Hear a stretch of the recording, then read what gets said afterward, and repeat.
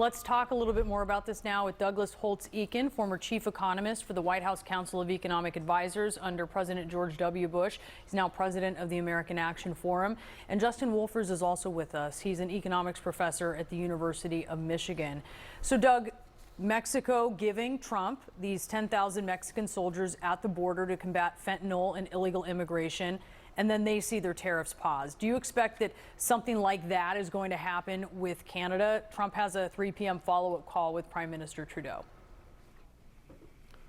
Yeah, I think that probably is the most likely course. Whether it will happen as quickly as Mexico or not, I don't know. But these tariffs were not built to be around very long. 25% is quite high. There are no exceptions, especially for things like autos that cross both borders, half a dozen times during the course of production.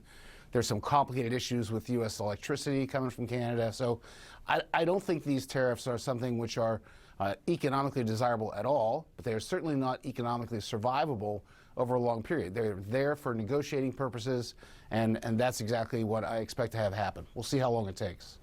Justin, Kevin from the White House just mentioned a moment ago that stocks were not responding well to this initial announcement that the tariffs were incoming. They bounced back up slightly when it was announced that the tariffs on Mexican goods were going to be delayed by a month. But if Trump doesn't find some sort of deal or back down from the tariffs on Canada and China, what can we expect markets to do?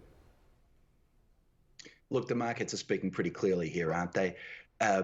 Trump announces tariffs, so markets fall. Trump walks back tariffs, markets rise.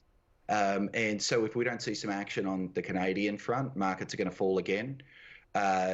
China is, of course, also an absolutely major trading partner. And then we've got the president out there also talking about levying additional tariffs on the European Union.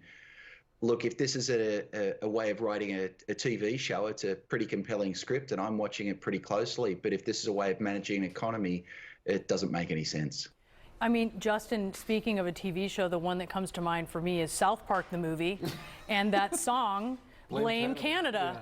In fact, that was sort of playing in my head today, because something that's interesting that I think a lot of people don't understand, there's really a difference on these two borders. 1% of the fentanyl street supply in the U.S. comes from Canada. Most drugs do come through actual ports of entry, not between.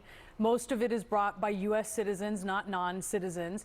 And in 2024, only about 43 pounds of fentanyl was seized at the northern border. Comparing that to more than 21,000 on the southern border, actually rounded, the rounding is actually bigger than what was found there on the Canadian border. Is it kind of arbitrary then to go after Canada? I mean, why Canada? I mean, it's beyond arbitrary. They're our closest neighbors. We're trade and people and families and lives more closely integrated across that border than any other border. The claim is that it's about fentanyl. Well, they're not a big source of fentanyl. A different claim is that this is all about raising revenue, but that story doesn't make sense on its face either. And then, of course, you've got the president tweeting that they'd be a remarkably good 51st state. And, the easy way to get a back down in the trade war is you make it easy for the other side to make concessions. That sort of language makes it a whole lot harder for Trudeau, because Canadians, believe me, I'm coming to you from near the Canadian border, they're angry. Doug, I actually want to show that social media message that the president posted about Canada. He writes, quote, "We don't need anything they have. We have unlimited energy, should make our own cars, and have more lumber than we could ever use." Is it crazy to think that Trump is actually trying to annex Canada, and bullying them is the way that he sees that happening?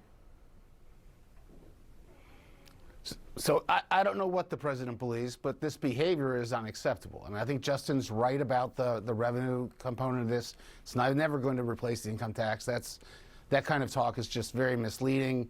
It's not going to balance trade between the U.S. and Canada. That kind of talk is very misleading.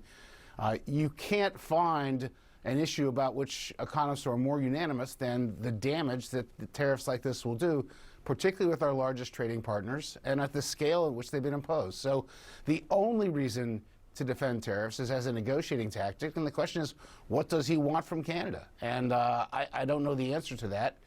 I think a better way to go about this is that if you have genuine concerns about border security, southern or northern, that in the context of renegotiating the U.S.-Mexico-Canada trade agreement, you have a side agreement on efforts at the border and embody that in the language of the agreement. It would then also have to be ratified by the U.S. Senate, so it would be a bipartisan position on what we think needs to be done at the border, and that would be a right way to take this issue off the table for the foreseeable future.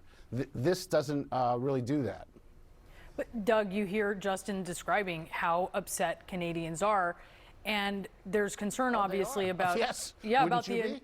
of course, and with the concerns of, ironically, considering inflation may have won Trump his second term, concerns about how inflationary this would be. Do you see, with emotions running high here, that we could fall into a cycle where this does go on for longer than it should, is sustainable, as you put it?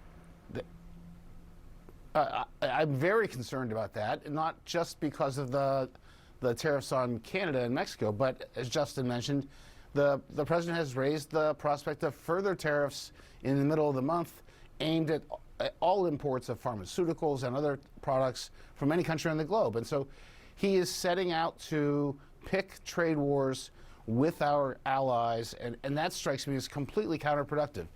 If you think back to his first presidency, he came into office, he did some remarkable things on the regulatory costs. He got the agreement of the 2017 tax reform. He got a big new Pentagon spending bill. The economy picked up really quickly. And then he picked a trade war with China, and it ground to a slower stall. I don't know why you would do this as your opening act, having had that history. So it's worth watching closely. It's not a good story from any economic perspective. We will be watching that call between Trudeau and Trump set to happen at the 3 o'clock hour. Doug and Justin, thank you both so much. Appreciate the analysis.